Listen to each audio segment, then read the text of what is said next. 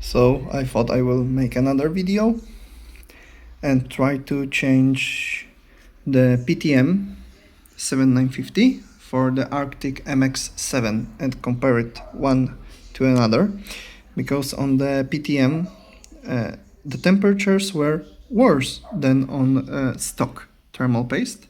So now you can see that the PTM application was perfect. It is literally perfect, because I did heat it up enough, so the coverage is ideal. It is like from the picture. It's perfect, like Picasso made it. So the huge delta between I guess it will not improve anything, and the delta of 30 degrees is just because the cooling system is not made efficient enough to cool it down properly, because there is no way that this application would have any problems with dissipating the heat. It is perfect coverage, whole die, ideal. But okay, let's go and let's test the mx-7. So we have the die clean. I will wipe it once more from all the debris, but let's take the mx-7, give it a fair shot. I will use spatula to apply it, and I will get it here first. Then I will mix it up to make sure it is perfectly mixed, and then I will apply it to the cooler.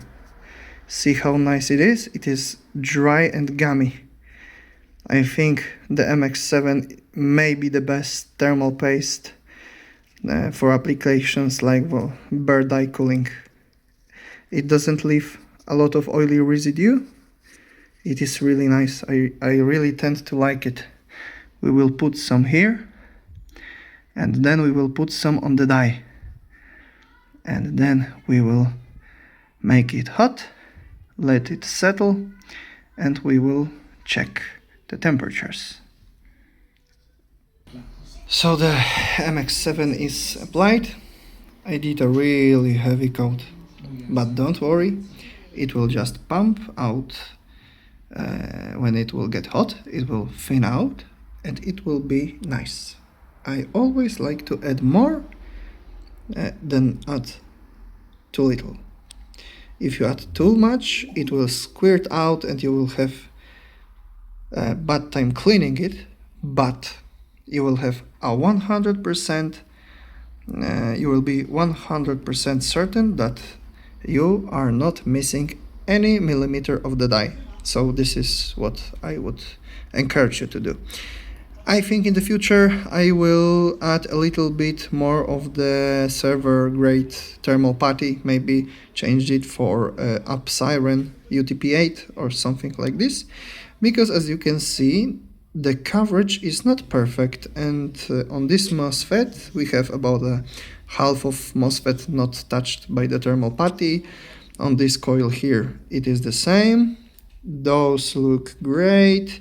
Those memory chips are great. This one is it's good enough. Like this 10% of the chip, it's not a big deal. But if you want to have it perfect, you may as well add a little bit and be sure. So enough of talk. Let's put it back together.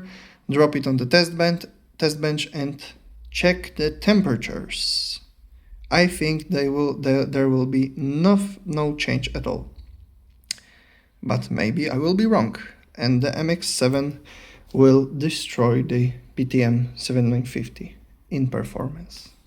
Right after the repaste, I'm a big advocate of turning down by the maximum amount -30 power limit and setting the fans manually to some higher degree, just to make sure that the first run will not hit any crazy temperatures. So let's see how it will go. So we are going to 50 degrees. Okay, let's go full screen. So we are at 200 watts right now. This is why we are not hitting any crazy temperatures. I will let it run for a little bit like this, approximately 3 minutes. Then I will go to the next power setting, next power setting, next power setting, let it cool down, game for a while, then heat it up to over 100 degrees to make any excess paste melt away and settle perfectly, and then we can take the results. Interesting how it will perform. So now we are on the last run to overheat it. It's been running for 7 minutes on the minimal fan RPM, and I played for 20 to 30 minutes worth of tanks and Cyberpunk. Plus 10 on power limit, fans on the lowest speed that you can set. I will go to 110 degrees, hold it here for a couple of seconds, then I will cool it down fully, and we are starting 3 minutes test to compare stock versus PTM versus mx-7. Fans set to around 2000 RPM, fluctuating a bit. Power limit 10, and we are starting. We are running for 30 seconds, and we are running full 334 watts. Now let's give it 3 minutes and check the temperatures again.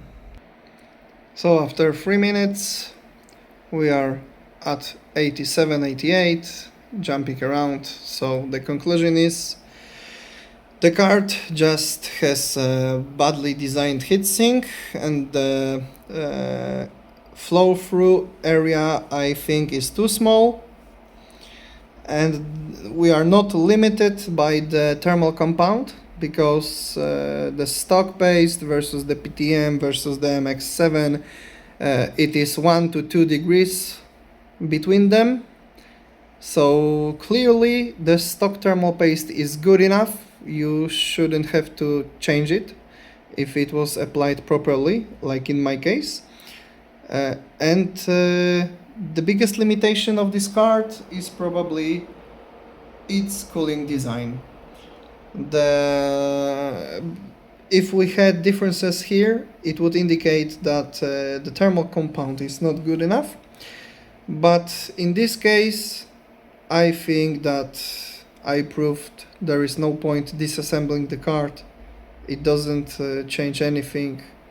And if you are a normal person and you run it with slight undervolt, which should be, let me just use my settings. I will quickly load them up, and it should make made it clear that you really don't need to change anything.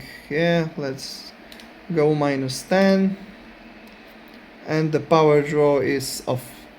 We are down by 30 watts, and we are going down on the temperature. We lost 0 performance, and we will go probably under 80 degree if I let it cool for a bit. So there's no point. The thermal design of the card is good enough, so don't worry about it. It's not great. If you want good thermals, buy Sapphire Pulse or Sapphire Nitro Plus or SXFX models.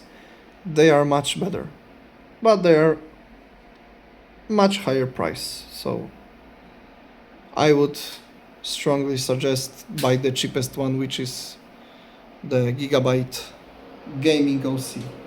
It's cheap and good enough. The overclocking on those Radeon 9000 series doesn't really make any sense, and you overclock it by undervolting it, which enables the core to go to the higher boost state. As I will show you now, we are at 2.3 gigahertz.